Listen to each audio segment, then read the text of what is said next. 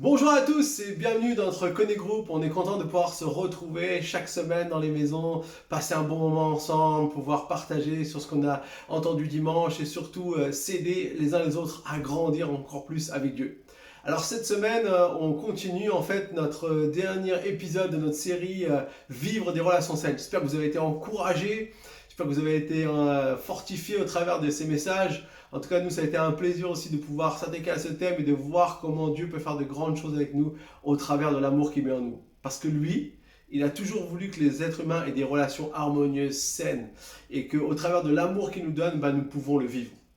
Alors cette semaine, ce qu'on a vu, c'est un peu le dernier épisode de cette série et qui est de manifester l'amour envers les autres, de manifester l'amour concrètement envers les autres parce que l'amour que Dieu nous a donné, c'est un amour qui veut se communiquer, qui veut se propager.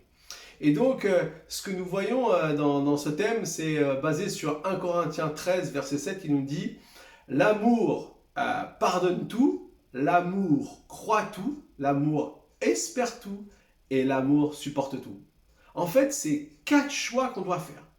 L'amour pardonne tout. Dans différentes versions, on voit qu'il est dit « excuse tout » ou « qui garde patience ».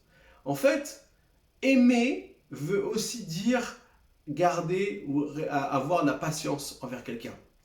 En fait, la Bible nous donne un verset dans 2 Thessaloniciens 3, verset 5. Il nous est dit que Dieu dirige vos cœurs vers l'amour de Dieu et la patience en Jésus-Christ. En fait, si on aime, quelque part, on est patient. Pourquoi? Parce que quand on aime, eh bien, lorsque nous fait du mal, on ne va pas forcément réagir tout de suite. On ne va pas forcément prendre ça comme un moyen de dire je stoppe l'amour. Peut-être que ça va être un peu dur à vivre sur le moment, et c'est tout à fait compréhensible, mais la réalité c'est que derrière, on a ce choix de dire je continue à aimer. Et en fait, garder la patience, c'est ça. C'est ne pas laisser les choses qui pourraient détruire l'amour que nous avons envers une personne gagner, mais c'est plutôt de donner sa chance à l'amour de pouvoir gagner. Parce qu'en fait, qu'est-ce qui se passe? Concrètement, lorsque j'aime une fois, 2 fois, 3 fois, 4 fois, 5 fois, 6 fois, 7 fois, 8 fois, 9 fois, et ainsi de suite, eh bien, l'amour peut toujours se manifester. Et vous savez la bonne chose qu'il y a dans ce fait de laisser l'amour se manifester toujours à nouveau, de garder la patience, d'être patient avec quelqu'un, c'est que bien souvent, l'amour finit toujours par gagner. Bien souvent, l'amour a le dernier mot.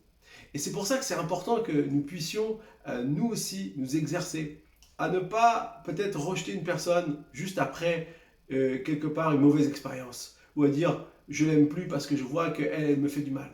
Mais plutôt de dire, est-ce que je peux pas être patient encore, redonner une chance, redonner un espoir à l'amour. Et je vais vous dire quelque chose, lorsqu'on le fait de manière sincère et de manière bonne aussi, mais que nous pouvons l'expérimenter, ça va tout changer dans nos vies.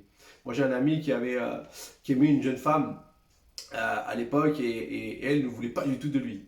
Et lui a pendant plusieurs années manifesté des preuves d'amour encore et encore et encore. Et elle le voyait plutôt comme un gars un peu qu'elle n'a pas du tout envie de fréquenter. Et bien qu'il recevait des messages négatifs, bien que parfois même recevait on va dire des contraires à l'amour, eh bien, il ne s'est pas délaissé. Il a continué encore et encore. Vous savez, aujourd'hui, il est marié avec cette femme et il a 3 jolis enfants. L'amour est capable de gagner des choses insurmontables. Et c'est ce que Dieu nous appelle à faire. C'est ce que Dieu nous appelle à pouvoir expérimenter. C'est ce que Dieu nous appelle à pouvoir manifester au travers de ce que Christ nous a donné. Alors, dans une deuxième partie, on voit que l'amour croit tout. Croire tout, c'est quoi? C'est croire en quelqu'un. C'est croire dans ce que Dieu est capable de faire en quelqu'un. En fait, croire, c'est juste le moyen que Dieu utilise pour les donner vie à l'amour.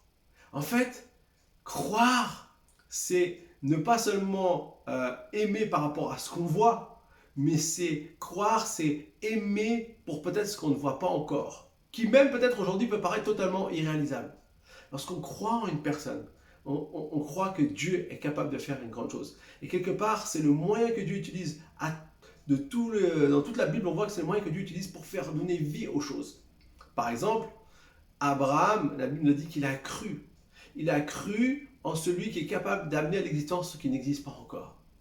Quelque part, il a cru quelque chose qui n'était pas encore palpable, pas encore visible. Et dans l'amour, c'est pareil. On doit être prêt à croire ce que Dieu peut faire. On doit être prêt à croire que pour nos proches, même si aujourd'hui on voit des choses qui sont difficiles, des relations qui ne sont pas aisées, qui ne sont pas forcément bonnes, pas forcément justes, eh bien nous pouvons croire en ces personnes pour dire non, je crois en elles, je crois que Dieu n'a pas dit son dernier mot pour elles, je crois que Dieu est capable de pouvoir faire une œuvre dans sa vie. Et donc, lorsque on est dans ce schéma-là, eh bien, on va voir comment Dieu va manifester les choses. Et c'est pour ça que c'est important que nous décidons de croire en des personnes. Pas parce que on est utopiste ou pas parce qu'on est quelque part, entre guillemets, un peu fou, mais parce qu'on croit en la puissance de ce que Dieu peut faire. Dieu est capable de faire bien plus que ce qu'on peut penser ou imaginer. Et c'est ce que nous croyons. Et nous voulons le voir s'appliquer aussi dans nos relations, bien évidemment. Ensuite, troisièmement, la Bible me dit que l'amour espère tout. À quoi on s'attend des autres? En fait, nous, on peut faire un geste de croire en une personne et dire, voilà, Seigneur, tu vas faire quelque chose. Mais en fait, j'ai envie de dire, la suite à ça, c'est s'attendre au meilleur des autres. Ça veut dire quoi? Ça veut dire que quand on croit en une personne, eh bien, au lieu de chercher seulement à aller que dans un sens, c'est de réagir déjà comme si c'était déjà le cas. C'est d'agir avec cette personne comme si c'était déjà le cas. Et vous savez, la bonne nouvelle, c'est exactement ce que Dieu fait avec nous. Dieu, qu'est-ce qu'il fait avec nous? Eh bien, il nous traite par rapport au meilleur qu'on va être prêt à lui donner. Bien souvent, quand il nous a pris, il ne nous a pas pris avec toutes nos qualités, avec tout ce qu'on avait. Parfois, on avait peut-être notre moins beau visage, on pourrait dire. On avait notre moins bonne version de nous-mêmes. Mais Dieu, il nous a capturés par son amour. Et lorsqu'il nous a capturés par son amour, eh bien, il a commencé à développer un processus qui fait que eh bien, le meilleur de nous commence à sortir. Et bien, en fait, c'est ce que fait l'amour. L'amour espère tout. L'amour espère que dans quelqu'un, peut-être un fils qui est complètement pas sur la bonne voie, ou qu'on se dit, mais jamais il pourra trouver la voie du Seigneur, eh bien, c'est de dire, je vais déjà agir comme si il était prêt à répondre de la bonne manière aux choses. Je vais décider de m'attendre au meilleur des autres. Ça demande bien sûr une grande partie de foi, mais ça demande aussi que nous puissions agir avec les autres. Pas en étant complètement découragés, mais en étant toujours focalisés sur ce que Dieu veut faire. Et enfin, la dernière partie de ce qu'on a vu, c'est l'amour supporte tout. L'amour supporte tout, en fait, c'est un amour qui, quelque part, ne fait pas d'exception. Oui, l'amour ne fait pas d'exception. Il n'y a pas d'exception dans l'amour. On ne peut pas dire, ah bah tiens, je t'aime pour ça, mais pas pour ça. À partir du moment où on fait une exception, il n'y a plus d'amour. L'amour est cassé. Et quelque part, c'est pour ça que Dieu nous demande de tout supporter.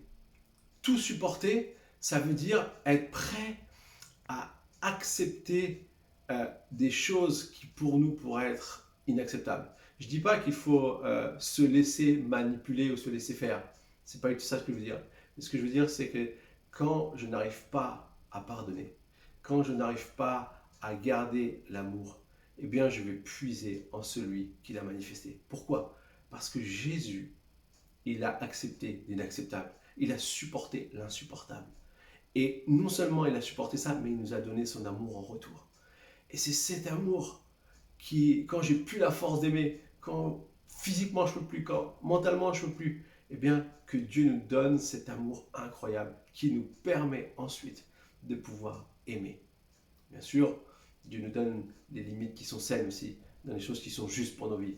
Ne pas se laisser martyriser par les autres, mais que notre cœur soit en paix, que notre cœur soit dans la volonté de Dieu, que notre cœur puisse aimer. Et je vais vous dire quelque chose, même si vous pensez que vous êtes incapable de supporter ça, Dieu peut vous donner les forces pour supporter des choses incroyables. Dimanche, à la fin du culte, on a eu un témoignage extraordinaire d'une femme qui s'appelle Renée, qui vient du Havre, et qui était en visite chez nous dans notre église. Elle nous a parlé comment Dieu lui a permis de pouvoir pardonner à celui qui avait assassiné son mari. Oui, en 2001, son mari a été assassiné. Et elle nous a raconté comment Dieu a utilisé ce processus pour qu'elle puisse lui pardonner. Et que le jour du procès, elle a pu dire à cet homme, « Je te pardonne ». Alors qu'elle était complètement blessée, meurtrie dans son cœur, dans son âme. Cette force incroyable de pardonner, cette force incroyable d'aimer malgré ce qu'elle a supporté. c'est que Dieu qui peut donner ça. Et je vais vous dire, c'est la meilleure chose qu'on peut avoir dans notre vie. L'amour de Dieu et le manifester aux autres. Parce que je veux dire, un jour, on sera avec Dieu. Et là, il n'y aura plus de pleurs, il n'y aura plus de larmes, il n'y aura plus de souffrance, il n'y aura plus tout ça. Parce que l'amour de Dieu sera pleinement manifesté et qu'il n'y aura plus que lui. Mais alors aujourd'hui, nous, on choisit d'aimer les autres avec la dimension que Dieu nous a donnée. Et peut-être pour nous, c'est pas facile. On est en train d'apprendre. Mais je vais vous dire, continuez à mettre vos efforts à aimer comme Dieu aime. Parce que c'est la meilleure vie que vous pourrez vivre. Voilà, on arrive à la fin de notre Connect Group. J'aimerais maintenant donc prier avec vous. Et ensuite, vous pourrez penser à un temps de questions, de partage, de discussion, de témoignages, enfin tout ce que Dieu vous met à cœur. Seigneur Jésus, merci parce que on va encore te remercier parce que tu nous as donné ton amour qui est juste incroyable. Et nous, parfois, on est tellement limités dans notre amour qu'on a tellement besoin de ton amour.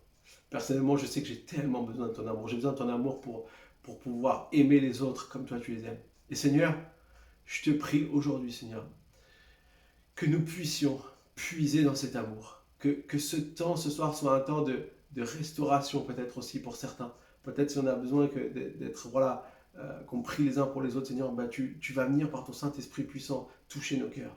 Et merci parce que tu nous aides à avoir la patience. Merci parce que tu nous aides à croire en toutes les personnes qu'on a autour de nous et de voir le meilleur, de s'attendre au meilleur d'eux, d'espérer le meilleur d'eux et surtout de pouvoir supporter tout ce que tu mets sur notre chemin. Parce qu'avec toi, on peut tout traverser. Merci Seigneur mon Dieu pour ta grâce et tes bienfaits. Que ton nom soit béni, loué à jamais. Amen. Voilà, je souhaite à tous maintenant un bon temps de questions et à bientôt pour un nouveau Connect Group. Au revoir.